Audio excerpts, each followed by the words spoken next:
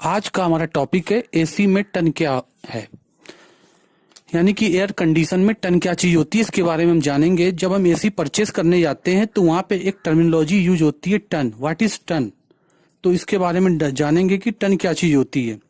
सरल भाषा में हम कह सकते हैं कि गर्मी की मात्रा कितनी गर्मी को अवशोषित कर लेगा उसे टन कहते हैं। ये कोई एयर कंडीशन का वजन नहीं होता है। तो दूसरे भाषा में हम कह सकते हैं कि एक टन उस उष्मा की मात्रा को कहते हैं जो एक टन बर्फ को 0 डिग्री सेंटीग्रेड के तापमान पर 24 घंटे में पिघलाकर पानी बना दे, उसको हम एक टन बोलेंगे। In others words we can say, दूसरे शब्दों में हम कह सकते हैं कि अगर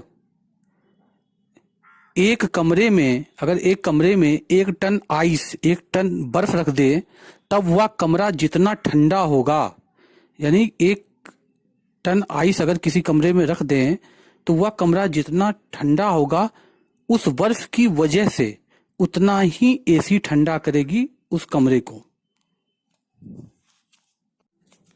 अब हम जानेंगे कि एक टन में कितने किलोवाट होते हैं।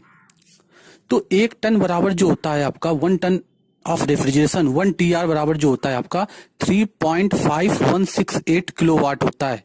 ये क्वेश्चन एग्जाम में बहुत पूछा जाता है कि एक टन कितने किलोवाट के बराबर होता है। 1 ton equal to 3.5168 kilowatt.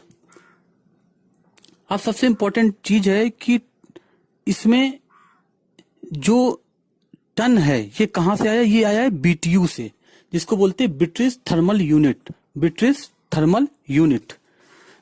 Thermal unit में मापते हैं, या गर्म और ठंडा करने वाले उपकरण की ऊर्जा के उपयोग के लिए मापी गई इकाई होती है BTU।